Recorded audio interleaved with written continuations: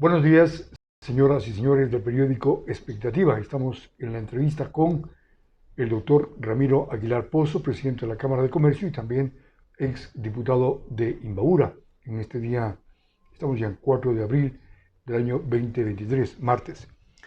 Doctor, buenos días, bienvenido a Expectativa. Gracias, Jaimito. Buen día a usted y a quienes nos siguen en este medio. ¿Cómo ve la situación del país? Hay un proceso de juicio político en contra del presidente Guillermo Lasso. El presidente ha dicho que va a concurrir. ¿Cómo ve esta situación que está pasando en el país? Primera vez que un presidente en los últimos 40 años es llamado a juicio político. Bueno, nuestra generación no ha visto eso. No, antes parece que sí. Antes sí, 50, hace 40, sí. 80 años parece que un Sí. presidente fue llamado. Es la primera vez. Y bueno, yo pienso que es un ejercicio de la democracia. Sobre todo es un ejercicio de la democracia. A ver cómo responde la democracia. Porque normalmente en estos procesos no es que se cuentan los argumentos, no es que se valora los argumentos, no es que se presenta pruebas de cargo y descargo, sino lo que se cuenta son los votos.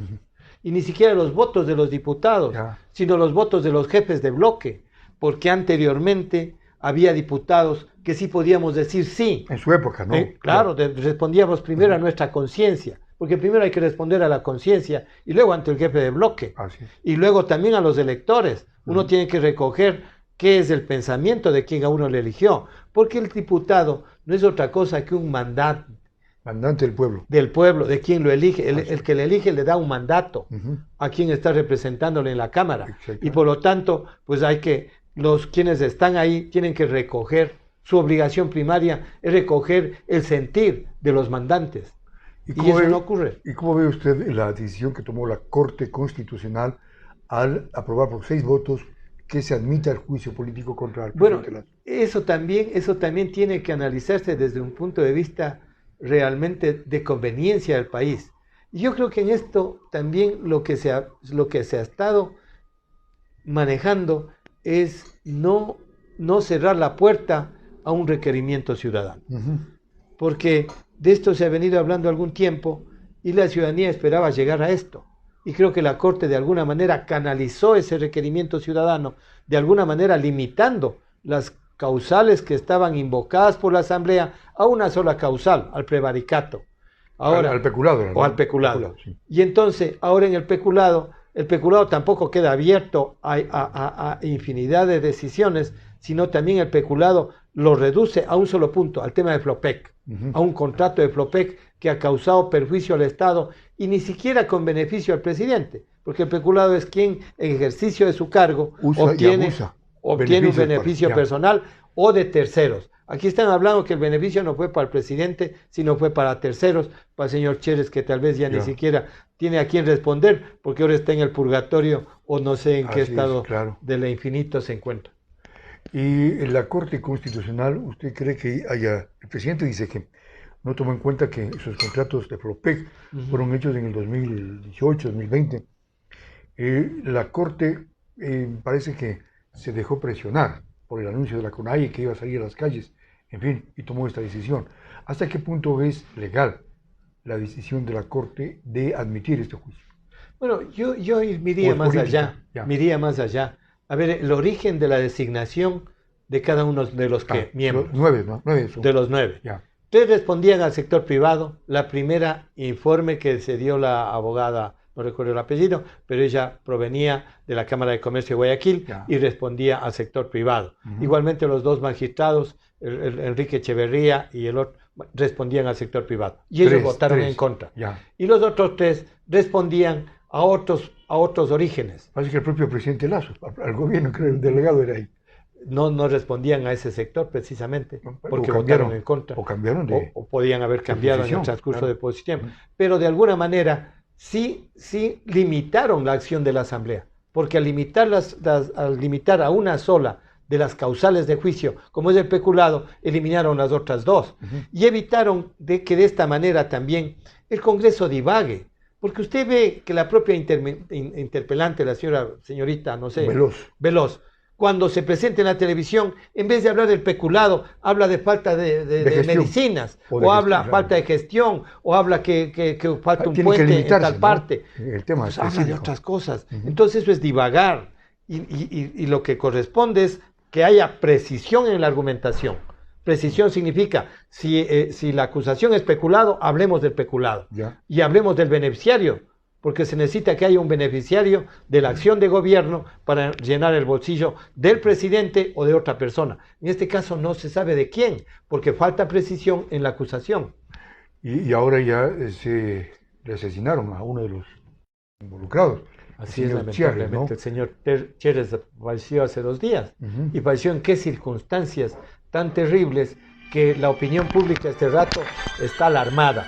Porque los crímenes, cuando causan alarma social, es decir, inundan con el comentario a toda la ciudadanía. Y ahora toda la ciudadanía habla, ¿por qué murió Chérez? O le mandaron a matar. O le mandaron a matar. Entonces, o le quisieron silenciar también. O entonces, es otra insinuación. Imagínense la alarma social que ha causado esto. Es que a la población, a los hogares de los ciudadanos, les crea un nivel altísimo de inseguridad. Ahora el presidente ha dicho, yo voy a la asamblea, no voy a dictar la muerte cruzada por ahora. Al ir a la asamblea, ¿cree usted que le ayude para cambiar la tesis, las posiciones o los votos? Bueno, yo le dije inicialmente, Gaimito, y en eso me ratifico. Lastimosamente esta asamblea carece de argumentaciones. Y al decir carece de argumentaciones, aquí quien van a decidir son los jefes de bloque, porque los jefes de bloque toman la decisión y luego todos los subalternos asambleístas tienen que alinearse a esa decisión y votar, como dice el jefe de bloque, bajo prevención, de que si no lo hace, lo expulsan. Claro. Y al expulsarla lo sacan de la asamblea. Ya. Entonces, pues estamos frente a la decisión de 3 o 4 jefes de bloque que van a decidir no en base a los argumentos, sino en base a sus posiciones políticas. Pero claro, el juicio político es constitucional, ¿no? Está dentro de las atribuciones. Pero más allá de eso, como usted dice, no habría razonamientos de en verdad se ha incumplido o no el presidente, sino más bien una decisión de tumbarlo, de sacarlo del poder a Lasso. Pero fíjese usted, Jaimito, cuando usted ve las opiniones en los medios de comunicación nacional, generalmente a las cuales nos estamos refiriendo, pues no se habla del peculado, no se habla del beneficiario del peculado, quien se benefició de la acción del gobierno, o del robo, o de la apropiación de dineros públicos para beneficio personal o de terceros. Si no se habla, ¿por qué no hay paracetamol en los hospitales? O se habla, ¿por qué no hay más policías en la esquina de mi barrio? O porque no hay educación, ¿por qué no hay salud? O por qué no se controla más los establecimientos educativos? Entonces, ese no es el punto. Deberíamos todos, y debería haber una acción ciudadana en el cual nos compenetremos del tema y poder exigir que se demuestre el peculado. Porque si no se demuestra peculado, se estaría incurriendo en un golpe de Estado. Ahora, el presidente ha dicho que no descarta la posibilidad de una muerte cruzada, es decir, la disolución de la asamblea. ¿Tiene tiempo? ¿Podría hacerlo una vez que él concurra, asista a la asamblea? Bueno, él podría hacerlo el día de la votación, porque hay 2 causales para aplicar la muerte cruzada que no requieren dictamen. Conmoción. Conmoción nacional o incumplimiento del plan de gobierno, obstaculización al plan de gobierno. Habría que ver si cualquiera de esas 2 causales no requieren dictamen de la Corte. Él en la mañana, el presidente de la República, por dar un ejemplo que ojalá no sea hipotético, así, ¿no? Ya. En la mañana que se empiece a tomar la votación, dicta la muerte cruzada y se acabó la votación. Ya. Tienen que salir los señores de la asamblea, desocupar la asamblea, quedarse la asamblea en manos de un administrador y chao. Y también se va el gobierno, en 6 meses convoca elecciones. Claro, tiene que convocar en 6 meses y nuevamente el presidente podría presentarse nuevamente para la elección. O también se abre el abanico para nuevamente nombrar asamblea, designar asambleístas y designar presidente de la República. Ahora los asambleístas de UNES, quienes están interpelando, señalan que no hay causales en este momento, para una muerte cruzada. Si eso es una atribución del presidente de la República. Eso es un tema que le corresponde únicamente a su fuero. Él no tiene que dar explicación a la Corte Constitucional, peor a los asambleístas, porque el rato que firma el decreto ya no existen, ya están en su casa, entonces no tiene a quién dar explicación. Y tiene que dar explicación, desde luego, sí, al pueblo ecuatoriano, de su decisión, pero están mal quienes están ahora alegando de que no hay causal. Eso no, eso es una competencia exclusiva del presidente de la República, que él no tiene por qué consultar a nadie, sino a su propia conciencia. Ahora, la Asamblea lo que tendría que hacer ahí, las Fuerzas Armadas, es desalojarlos y que no funcione la Asamblea. No, ellos no pueden decir, no nos vamos. Ni siquiera eso, porque Ya. los asambleístas que son demócratas y que tienen que respetar son los primeros obedientes de la Constitución. El rato que lean el decreto, ellos tienen que coger su maleta y irse a su casa. Claro. Sí, no tienen por qué llegar a la fuerza pública. ¿Por qué razón? Porque ellos son los que tienen que respetar la ley. Y la Constitución le faculta al presidente que cuando él crea que hay conmoción interna, pues dicta el decreto y se acaba el Congreso. La pregunta es, ¿hay conmoción interna en el país? Y mire, ¿Existen las condiciones? Y mire, Jaimito, en esto permítame hacer Encantado. una observación adicional. Esta Constitución que le crea esta facultad al presidente de la República por primera vez, es Constitución elaborada por los mismos interpelantes. Eso hay que decirlo. Esta Constitución, Montecristi, ¿no? claro, fue 2008. elaborada en Montecristi por Correa y todos sus asambleístas. Ya. Entonces no pueden decir que esta Constitución obedece a una necesidad o a una circunstancia favorable al Lazo de ahora, sino que viene de la misma decisión de los asambleístas de Montecristi del año 2008. Con la experiencia que usted tiene, Ramiro, como ex diputado, ¿cree que existan los votos para destituir al presidente de la República una vez que haya defendido sus posiciones, en fin? Bueno, 92, ¿no? a mí me ha 92 creado esto muchas dudas porque le acabé de oír el día de ayer al asambleísta Ricardo Vanegas, Ya. quien tiene De muchos, Pachacuti, ya. y es de Pachacuti, quien tiene conocimiento sobre temas legales porque es profesor Y universitario además es abogado penal. creo, ¿no? y es abogado penalista. Y él ha dicho que no existe la causal de peculado en el contrato de Flopec Ya. para acusarle al presidente de haberse apropiado fondos del Estado ni haber beneficiado a terceros con ese contrato. ¿Y por qué lo dice? Lo dice porque la Contraloría ya examinó ese contrato de Flopec y la Contraloría no encontró ni responsabilidades penales ni responsabilidades civiles, solo únicamente recomendaciones administrativas y que esas 15 recomendaciones ya se les cumplió en el nuevo contrato. Bien. Eso no lo digo yo, dice Ricardo Vanegas, que es un asambleísta de Pachacuti. Entendemos de que Pachacuti no se va a Y alinear. además hay utilidades, decía el presidente. Así Lazo, es, ¿no? dice que además ha producido En 20 millones de comparación con los utilidades años con los años pasados, ¿no? anteriores. Ajá. Y entonces entendemos de que si un asambleísta con mucha experiencia y con muchos conocimientos en materia constitucional y penal como es Ricardo Vanegas, miembro de Pachacuti, entendemos de que Pachacuti no va a estar en la línea del voto en contra del presidente. Es decir, puede haber sorpresas el día de la votación. Pues. Bueno, en esto no hay sorpresas, Jaimito, porque la gente va alineándose con tiempo. Ya, Por ejemplo, Ricardo Vanegas ya está alineado. Y él dice, yo no voto porque no voto. correcto. Pero Izquierda Democrática todavía no está definido. Y Es bueno, decir, algunos sí, otros no. Por eso están en el cabildeo. La asamblea siempre está cabildeando. Por eso se llaman parlamentarios. Porque o haciendo parlamentar, lobby, ¿no? porque parlamentar significa hablar. Y pues no, Claro. no se les puede indicar de que por qué están hablando, porque es su condición de Ahora, asambleísta. también puede ocurrir que el gobierno, tiene todavía tiempo, podría ceder posiciones o acuerdos políticos a cambio, qué sé yo, de participación política, de ministerios, de cargos, no sé. Bueno, en alianza, fin, ¿no? en fin, no, y parece que han estado ya participando en el gobierno, la Izquierda Democrática, Pachacuti, de alguna manera, yo no sé esas interioridades, pero siempre tiene el gobierno en sus manos la posibilidad de negociar a través de la burocracia y de cargos públicos. Todo puede ocurrir.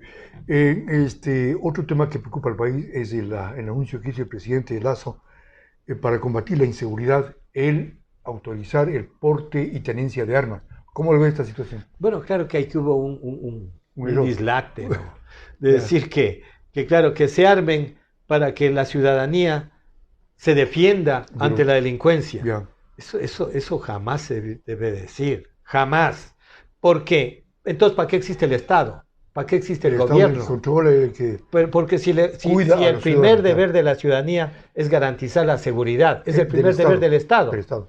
Si el Estado deja en manos de los ciudadanos, pues el Estado está desintegrándose, porque ya no hay una razón de ser del Estado. De modo de que en ese tema, pues claro, la decisión, además en esto, con los mismos votos de los oponentes, se aprobó la nueva ley. Y en esa ley, el año pasado. claro, el año pasado, y en esa ley ya se está abriendo la posibilidad del porte de armas. Ya. De modo que lo que ha hecho el presidente es un poco acogerse a la ley y de pronto aparece una declaración media desenfocada, pero que ya se ha rectificado, indicando de que, claro, el Estado tiene que garantizar la ciudadanía, tiene que garantizar la seguridad y la justicia. Son los deberes fundamentales del Estado, porque sin el cumplimiento de esos deberes no existe Estado. Claro, pero no es que todo el mundo, los dos vamos a comprar las armas, listo, tiene que haber un proceso, una autorización. Pero claro, es un trámite larguísimo porque uno tiene que recurrir al Ministerio de Finanzas, de Defensa, hay que crear un curso, tiene que someterse a que a uno le examine un psicólogo a ver si está en estado normal, no tiene alteraciones, y luego también si no ha tenido temas de violencia física intrafamiliar o no ha tenido juicios penales, en fin. Entonces no es que mañana voy a la tienda de la esquina y haga el favor de venderme una calibre 38. Así no funciona. Tiene que primeramente pasar por un proceso que dicen que demora alrededor de 3 meses. Doctor, hemos visto en las imágenes de la televisión a nivel nacional los asaltos a los locales, a los restaurantes, a las cafeterías. Y claro, el ciudadano lo que hace es entregar el celular, entregar su billetera. Sí, hacía falta en la necesidad de portar, por ejemplo, gas pimienta para defenderse, ¿o cree usted que no es una salida armarnos y autodefendernos? Bueno, en esto hay muchos comentarios, Jaime. Yo escucho, y también aquí interviene la ciencia penal, que claro, que la paz social no se la consigue con armas, con más violencia, sino que más bien hay que buscar los orígenes de la violencia.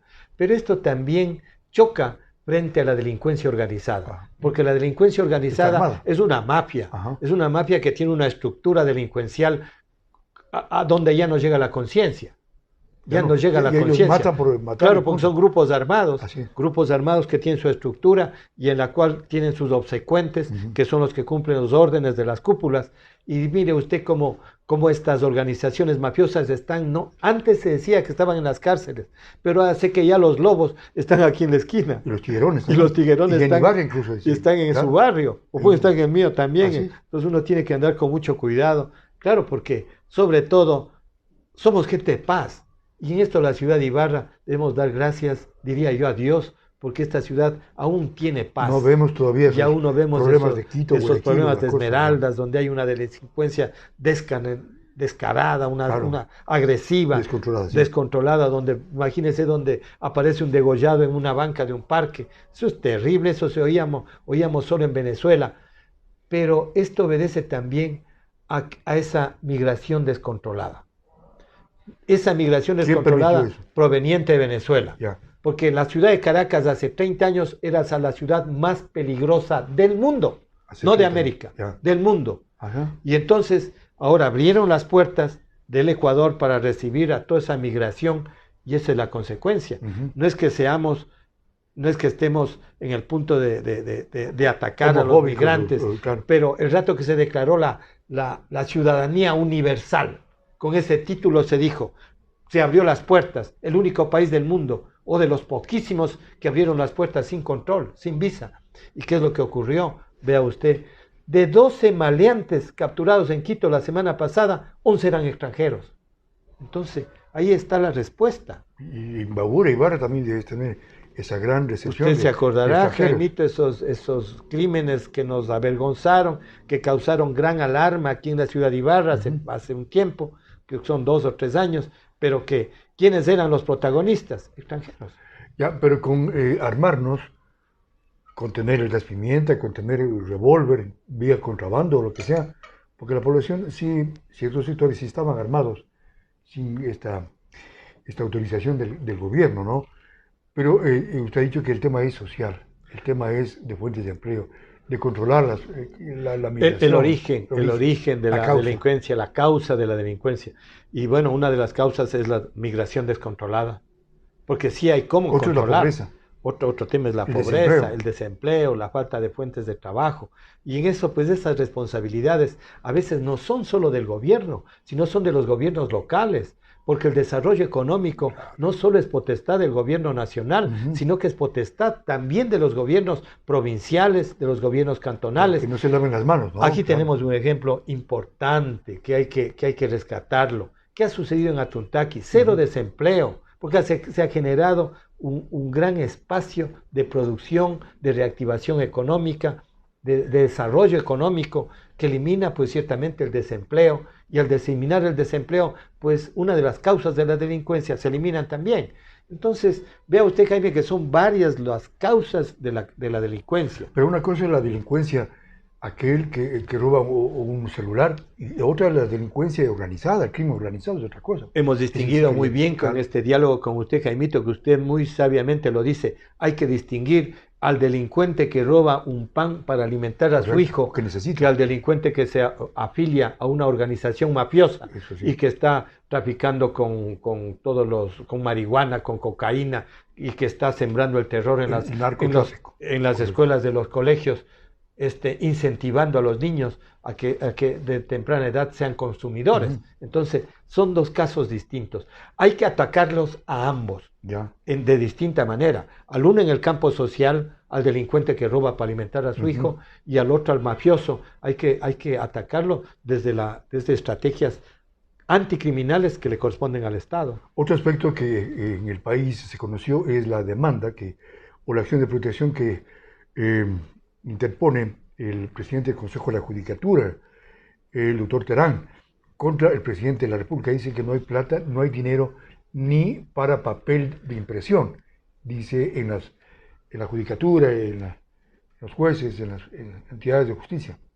Bueno, también la justicia de tiempo atrás. Yo fui vocal nacional del Consejo de la Judicatura.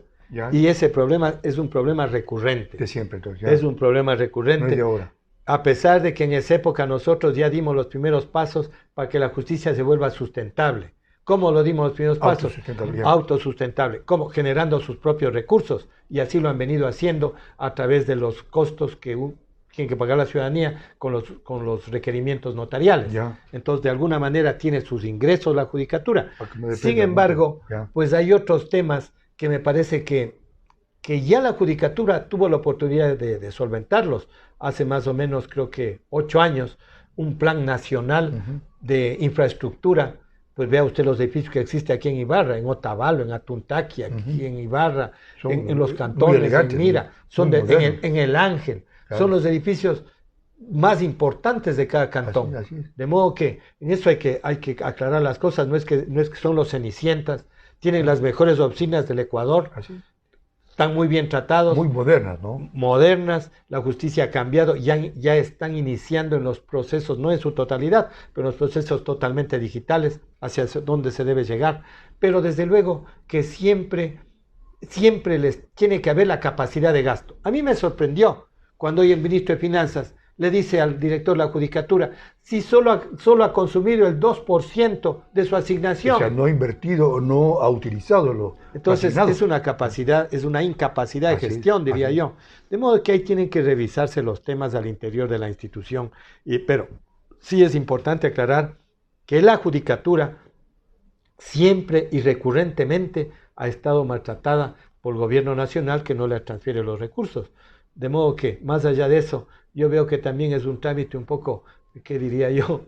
Un poco... ¿Engorroso? No, diría una presentación media escenográfica. O sea, un show, ¿no? Un show que iba a presentar... Parece candidato, ¿no? Imagínense ir también con un tropel de gente para que hagan el coro. Para que hagan el coro. No. Eso un poco nos recuerda al teatro griego, cuando aparecía el protagonista y atrás los corifeos, aplaudiéndole al protagonista. Bueno, yo creo que las democracias deben ser más serias, deben agotarse los procesos, deben agotarse las instancias para luego llegar a este tipo de... Ya tres institucionales para el doctor Ramiro Aguilar Pozo. ¿Ha conversado usted ya con el alcalde electo como presidente de la Cámara de Comercio, el alcalde de Ibarra, con autoridades, con el gobernador, que es su amigo también, para un poco gestionarla? Bueno, normalmente yo con el gobernador converso porque tenemos temas comunes que nos conciernen por la amistad que tenemos. Ambos diputados en el mismo periodo. Fuimos diputados y hemos tenido una amistad de más de 30 años, a quien yo le apoyo con toda decisión, sobre todo en el deseo de él servir a la ciudad. Es un deseo, es un afán, y eso yo lo rescato de Michel Saúl, que él busca únicamente servir a sus conciudadanos desde el puesto más alto del gobierno nacional, y de todo corazón le deseo el mayor de los éxitos. Ojalá le vaya bien. Y ojalá le vaya bien. En los temas políticos yo no me No sé, Yo no me he inmiscuido porque ciertamente hay que respetar la amistad y pues la amistad significa sobre todo respeto. Y la decisión de Michel es una decisión política y él sobre todo debe responder a todo el engranaje político en el cual está. Por eso es que yo en eso me he mirado con la debida distancia. En cuanto al alcalde de Ibarra, sí hay temas que nos ocupan. O al prefecto de Imbabura también. Y al prefecto de Imbabura. Electo Richard Calderón. Así es. Hay temas que nos ocupan. Con el alcalde tenemos dos temas importantísimos para la ciudad de Ibarra, sobre los cuales ha venido trabajando la Cámara no de ahora, sino de hace varios años. Primero que ya tenemos ahora un plano sobre lo que será el centro de convenciones y exposiciones de Ibarra. Está en la parte sur del aeropuerto, en la cabecera del aeropuerto, en otras palabras comunes. ¿Dónde era el aeropuerto? ¿Dónde era el aeropuerto de Ibarra? Hoy Parque Ciudad de Ibarra. Antes céntrica, sí. Antes céntrica. Ahí está, en la parte alta, hay 1 hectárea de terreno y tenemos ya los planos, estamos elaborando los estudios, las ingenierías. Centro de convenciones, ya. La ingeniería estructural, la ingeniería hidráulica, la ingeniería eléctrica y de data. Queremos entregarle todo el paquete a Álvaro Castillo. Es el trabajo que le ha hecho la Cámara. Bueno. Es un aporte de la Cámara, no a Álvaro Castillo como persona, es un aporte a la ciudad de Ibarra, porque donde más necesitamos empleo es en esta ciudad. Así que eso va a generar gran cantidad de empleo y el alcalde mira con mucha simpatía el proyecto. ¿Cuál es el costo de este proyecto? Bueno, mientras no tengamos los planos estructurales, no tenemos el costo, pero ya hay la asignación del terreno que la ha hecho la actual administración. Bueno. De modo que vamos dando pasos certeros hacia conseguir este objetivo, no de la Cámara, sino de la ciudad de Ibarra. ¿Qué va a haber en este centro de convenciones? Bueno, este centro de convenciones está planificado construir sobre todo, tener la oportunidad de tener una convención al mes y una exposición al mes. Una provincia de artesanías tiene derecho a tener su centro de exposiciones que cada mes le permita a la artesanía de Zuleta, a la artesanía de San Antonio, a las artesanías del Valle. Es decir, los artesanos de Ibarra tengan su sitio donde haya una convención cada mes. Y es la oportunidad de vender, de generar empleo, de reactivarse económicamente. Y el otro es una convención. Una convención nos permite levantar ese 25% de ocupación hotelera aquí en la ciudad que es deficiente, frente al 90% que tiene baños. Entonces, pues, ¿qué es lo que hay que hacer? Hay que tener, y esto no obedece a la improvisación de Ramiro Aguilar, sino es a un estudio que tiene el municipio de hace 20 años, que él ha definido a la ciudad de Ibarra con la única alternativa como de convenciones y eventos para levantarle el turismo de Ibarra. Entonces nosotros estamos actuando coherentemente con un estudio, así que ahí vamos. Y luego el segundo proyecto que tenemos, hoy mismo tenemos una reunión que hemos levantado una mesa técnica para crear la zona especial de desarrollo económico. El desarrollo económico es fundamental para la provincia. Antes ahora se llaman sedes, antes se llamaban zonas francas. Entonces nosotros tenemos el ejemplo, diría yo, el ejemplo de las ciudades de Colombia. En Colombia existen 200 zonas francas. Aquí en Ibarra, en el Ecuador solo existen 4. Y en Imbabura ninguna. 10 en teoría y 4 operando. Nosotros queremos tener la 5ª aquí en Imbabura. Así que estamos avanzando en la constitución de esta zona especial de desarrollo económico, más con la presencia de todos los productores del sector privado. También recurrimos al sector público. El alcalde de Ibarra ya conoce, el alcalde electo, y mira con mucha simpatía. Más bien ya tiene un delegado trabajando con nosotros en este tema, por lo cual le agradecemos a Álvaro Castillo y estaremos junto a él levantando estos proyectos. La idea es trabajar en conjunto, ¿no? Naturalmente. Sector privado con el sector público. Ya Ibarra lo eligió Álvaro Castillo. Pues hay que, la administración de Álvaro Castillo será beneficiosa para la ciudad en cuanto todos nos beneficiemos. Y mejorar a la ciudad de Ibarra, ¿no? Mejorar a la ciudad. No hay otra. El tema turístico, el tema de ornato, el tema de desarrollo económico, mi estimado Jaime. Es fundamental. Gracias, Ramiro, por la entrevista. A usted, Jaime, siempre es un gusto y siempre nos quedan cosas por hablar. Así es, así es. El doctor Ramiro Aguilar Pozo, presidente de la Cámara de Comercio y también ex diputado de Imbabura en el año 96, cuando cayó. Así fue, Gaimito. Así fue, Gaimito. Y volví en el 2006 yo. ¿Volvió? Sí, y estuve en la Judicatura también. Qué bueno, algunos cargos que ha desempeñado Ramiro Aguilar. Hasta pronto, amigos, en expectativa. Que la pasen bien, cuídense.